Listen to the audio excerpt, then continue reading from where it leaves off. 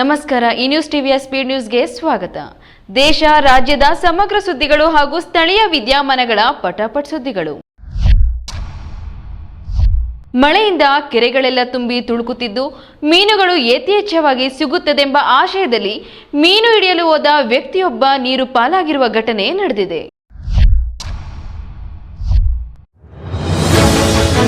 ಚಿತ್ರದುರ್ಗದ ಚಳ್ಳಕೆರೆ ತಾಲೂಕಿನ ಕೋಡಿಹಳ್ಳಿ ಗ್ರಾಮದ ಕೆರೆಯಲ್ಲಿ ಇಂದು ಬೆಳಗ್ಗೆ ಮೀನು ಹಿಡಿಯಲು ಹೋಗಿದ್ದ ನೀರುಗಂಟಿ ಮಂಜುನಾಥ್ ಅವರು ನೀರು ಪಾಲಾಗಿ ಮೃತಪಟ್ಟಿದ್ದಾರೆ.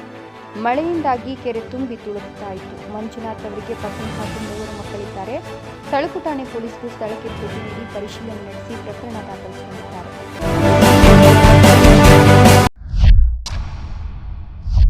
ತಾರ್ ಕಾರಿನ ಮೇಲೆ ನಿಂತು ಕೆಲವು ಹುಡುಗರು ರಸ್ತೆಗೆ ನೋಟುಗಳನ್ನು ಎಸೆಯುತ್ತಿರುವ ದೃಶ್ಯ ವೈರಲ್ ಆಗಿದೆ.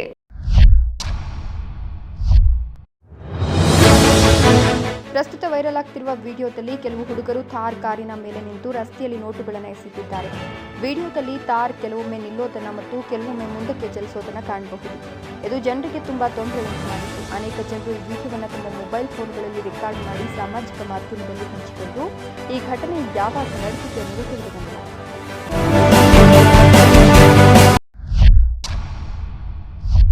ರಾತ್ರಿ ಕಾರಿನಲ್ಲಿ ತೆರಳುವ ವೇಳೆ ರಸ್ತೆ ಬದಿಯಲ್ಲಿ ಚಿರತೆ ಪ್ರತ್ಯಕ್ಷವಾಗಿದ್ದು ಈ ದೃಶ್ಯಗಳು ಕಾರಿನಲ್ಲಿದ್ದವರು ಸೆರೆ ಹಿಡಿದಿದ್ದಾರೆ.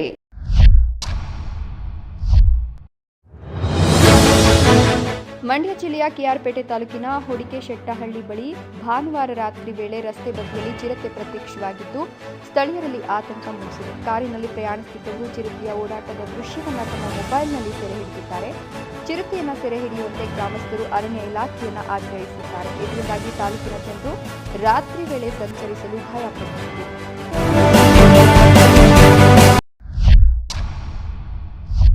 ವಿದ್ಯಾರ್ಥಿಗಳನ್ನು ಒತ್ತೊಯ್ಯುತ್ತಿದ್ದ ಶಾಲಾ ಬಸ್ ನಿಯಂತ್ರಣ ತಪ್ಪಿ 150 ಅಡಿ ಆಳದ ಕಂದಕಕ್ಕೆ ಉರುಳಿ ಬಿದ್ದು 15 ಮಂದಿ ಗಾಯಗೊಂಡಿರುವ ಘಟನೆ ನಡೆದಿದೆ.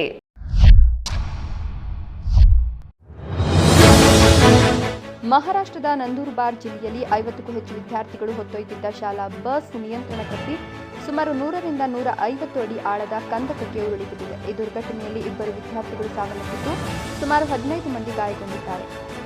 ಅಮ್ಲಬಾರಿ ಬಳಿ ಅಕ್ಕಲ್ಕುವಾ ಮೊಲ್ಲಿ ರಸ್ತೆಯ ದೇವೋಯ್ ಘಾಟ್ ಪ್ರದೇಶದಲ್ಲಿ ಈ ಘಟನೆ ನಡೆದಿದೆ. ಸ್ಥಳೀಯ ಪೊಲೀಸರು ಮತ್ತು ಜಿಲ್ಲಾಡಳಿತ ರಕ್ಷಣಾ ಕಾರ್ಯಾಚರಣೆ ನಡೆಸಿ ಗಾಯಾಳುಗಳನ್ನು ಆಸ್ಪತ್ರೆಗೆ ದಾಖಲಿಸಿದ್ದಾರೆ.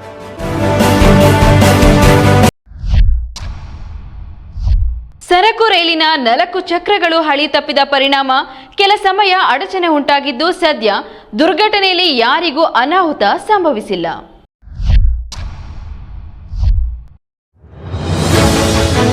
ಉತ್ತರ ಪ್ರದೇಶದ ರಾಯ್ ಬರೇಲಿಯ ಎನ್ಟಿಪಿಸಿಯಲ್ಲಿ ಕಲ್ಲಿದ್ದಲು ಇಳಿಸಿ ಹಿಂತಿರುಗುತ್ತಿದ್ದ ಸರಕು ರೈಲಿನ 4 ಚಕ್ರಗಳು ಹಳಿ ತಪ್ಪಿದ ಘಟನೆ ಭಾನುವಾರ ನಡೆದಿದೆ. ಈ ಅಪಘಾತದಿಂದಾಗಿ ರೈಲ್ವೆ ಹಳಿಯಲ್ಲಿ ಸ್ವಲ್ಪ ಸಮಯ ಅಡಚಣೆ ಉಂಟಾಯಿತು. ಅದೃಷ್ಟವಶಾತ್ ಈ ದುರ್ಘಟನೆಯಲ್ಲಿ ಯಾರಿಗೂ ಗಾಯಗಳಾಗಿಲ್ಲ ಅಂತ ಅಧಿಕಾರಿಗಳು ತಿಳಿಸಿದ್ದಾರೆ.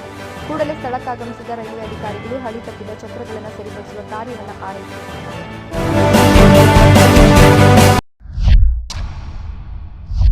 ಹಜ್ ಯಾತ್ರಿಕರನ್ನು ಬೀಳ್ಕೊಡಲು ಬಂದಿದ್ದ ಕೆಲವರು ವಿಮಾನ ನಿಲ್ದಾಣದ ಟರ್ಮಿನಲ್ ಒಳಭಾಗದಲ್ಲಿ ಸಾಮೂಹಿಕವಾಗಿ ನಮಾಜ್ ಮಾಡಿರುವ ಘಟನೆ ದೇವನಹಳ್ಳಿ ಅಂತಾರಾಷ್ಟ್ರೀಯ ವಿಮಾನ ನಿಲ್ದಾಣದಲ್ಲಿ ನಡೆದಿದೆ.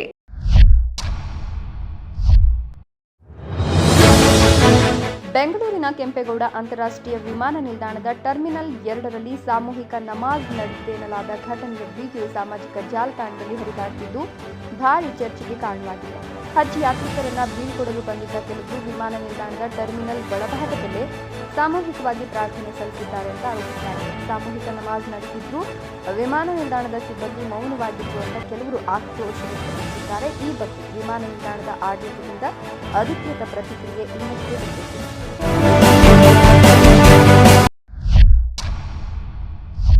ಪ್ರಧಾನಿ ನರೇಂದ್ರ ಮೋದಿರವರ ಫಿಟ್ ಇಂಡಿಯಾ ಉಪಕ್ರಮದಿಂದ ಸ್ಫೂರ್ತಿ ಪಡೆದ ಸಂಸದ ತೇಜಸ್ವಿ ಸೂರ್ಯರವರು ಸತತ 2ನೇ ಬಾರಿಗೆ ಗೋವಾದಲ್ಲಿ ನಡೆದ ಐರನ್ ಮ್ಯಾನ್ ಓಟದಲ್ಲಿ ಪಾಲ್ಗೊಂಡು ಯುವಕರಿಗೆ ಫಿಟ್ನೆಸ್ ಅಳವಡಿಸಿಕೊಳ್ಳಲು ಕರೆ ನೀಡಿದರು.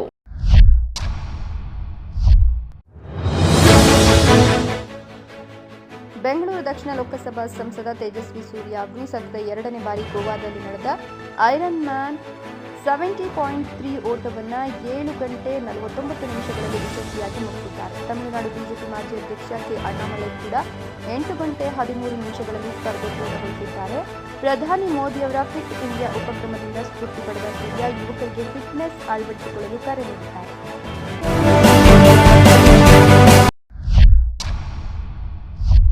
ವಾಯು ಮಾಲಿನ್ಯದ ಬಿಕ್ಕಟ್ಟನ್ನು ನಿಯಂತ್ರಿಸಲು ಸರ್ಕಾರ ಕಠಿಣ ನೀತಿಗಳನ್ನು ಕೈಗೊಳ್ಳುವಂತೆ ಆಗ್ರಹಿಸಿ ದೆಹಲಿ ವಾಸಿಗಳು ಪ್ರತಿಭಟನೆ ನಡೆಸಿದ್ದಾರೆ.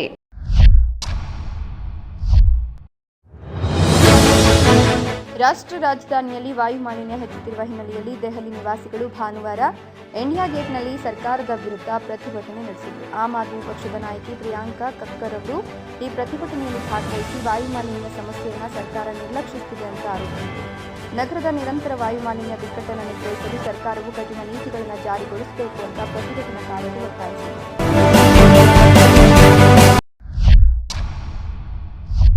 ಜೈಲಿನಲ್ಲಿ ಕೈದಿಗಳಿಗೆ ರಾಜಾತಿಥ್ಯ ಸಂಬಂಧ ಜೈಲು ಮುಖ್ಯ ಅಧೀಕ್ಷರನ್ನ ಎತ್ತಂಗಡಿ ಮಾಡಿರುವ ಸರ್ಕಾರ ತನಿಖೆಗೆ ಉನ್ನತ ಮಟ್ಟದ ಸಮಿತಿಯನ್ನ ರಚನೆ ಮಾಡಿ ಆದೇಶಿಸಿದ್ದಾರೆ.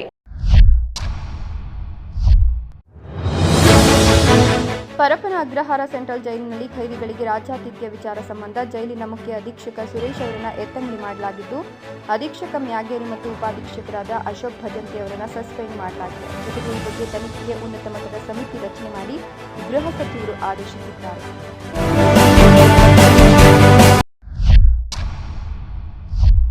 ಚಿಕ್ಕಬಳ್ಳಾಪುರ ಸೇರಿದಂತೆ ದಕ್ಷಿಣ ಕರ್ನಾಟಕದ ಬರಪೀಡಿತ ಜಿಲ್ಲೆಗಳಿಗೆ ನೀರುಣಿಸುವ ಎತ್ತಿನ ಹೊಳೆ ಯೋಜನೆ ಹಾಗೂ ಶರಾವತಿ ಪಂಪ್ ಸ್ಟೋರೇಜ್ ಯೋಜನೆಗೆ ಸರ್ಕಾರ ತಡೆ ನೀಡಿದೆ.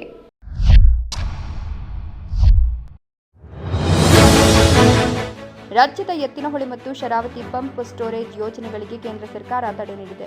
ಬೆಂಗಳೂರು ಗ್ರಾಮಾಂತರ, ಕೋಲಾರ, ಚಿಕ್ಕಬಳ್ಳಾಪುರ ಸೇರಿದಂತೆ ದಕ್ಷಿಣ ಕರ್ನಾಟಕದ 7 ಬರಪೀಡಿತ ಜಿಲ್ಲೆಗಳಿಗೆ ಕುಡಿಯುವ ನೀರು ಒದಗಿಸುವ ಎತ್ತಿನಹೊಳೆ ಯೋಜನೆಯ ಮೊದಲ ಹಂತದ ಕಾಮಗಾರಿಗಳು ಅನಧಿಕೃತವಾಗಿದ್ದು ಪರಿಸರದ ಮೇಲೆ ಭಾರಿ ಅನಾಹುತ ಉಂಟಾಗಿದೆ ಅಂತ ಕೇಂದ್ರ ಪರಿಸರ ಇಲಾಖೆಯ ಸಲಹಾ ಸಮಿತಿ ತಿಳಿಸಿದೆ.